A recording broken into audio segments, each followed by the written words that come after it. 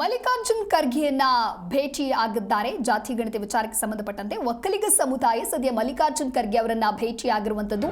ಜಾತಿ ಗಣತಿ ಸಮೀಕ್ಷೆಯನ್ನ ಮುಂದೂಡಿ ಅಂತ ಹೇಳಿದ್ದೇವೆ.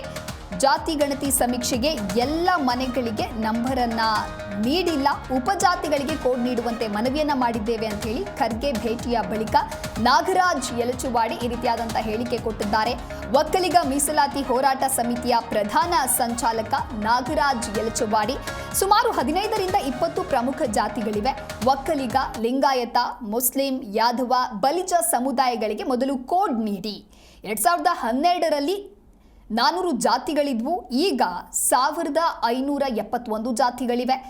ಜಾತಿಗಳ ಕುಲಶಾಸ್ತ್ರ ಅಧ್ಯಯನ ಮಾಡಿಲ್ಲ, ಯಾಪ್ ಹೇಗೆ ಅಂತ ಹೇಳಿ ತರಬೇತಿಯನ್ನೇ ನೀಡಿಲ್ಲ, ತರಬೇತಿದಾರರಿಗೆ ಸರಿಯಾದಂತಹ ಮಾಹಿತಿಯೇ ಇಲ್ಲ. ಒಕ್ಕಲಿಗ ಸಮುದಾಯದ ಸಭೆಯಲ್ಲೂ ಕೂಡ ನಿರ್ಧಾರ ಮಾಡಲಾಗಿದೆ. ಹಾಗಾಗಿ ಮುಂದೂಡುವಂತೆ ಮನವಿಯನ್ನ ಮಾಡಲಾಗಿತ್ತು. ಆ ವಿಚಾರವನ್ನ ಖರ್ಗೆ ಅವರ ಗಮನಕ್ಕೆ ತರಲಾಗಿದೆ. 15 ದಿನಗಳಲ್ಲಿ 20 ಗಂಟೆ ಕೆಲಸ ಮಾಡೋದಕ್ಕೆ ಸಾಧ್ಯವೇ ಇಲ್ಲ. ಹಾಗಾಗಿ 3 ತಿಂಗಳು ಗಣತಿಯನ್ನ ವಿಸ್ತರಿಸಬೇಕು, ಇದನ್ನ ಪರಿಶೀಲಿಸ್ತೇನೆ ಅಂತ ಹೇಳಿ ಖರ್ಗೆ ಕೂಡ ಹೇಳಿದ್ದಾರೆ.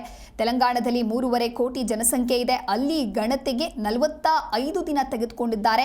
ನಾವು 7.5 ಕೋಟಿ ಜನ ಇದ್ದೇವೆ, 15 ದಿನ ಸರ್ವೆ ಮಾಡೋದಕ್ಕೆ ಸಾಧ್ಯವೇ ಇಲ್ಲ ಅಂತ ಹೇಳಿ ನಾಗರಾಜ್ ಯಲಚುವಾಡಿ ಹೇಳಿಕೆಯನ್ನ ಕೊಟ್ಟಿದ್ದಾರೆ.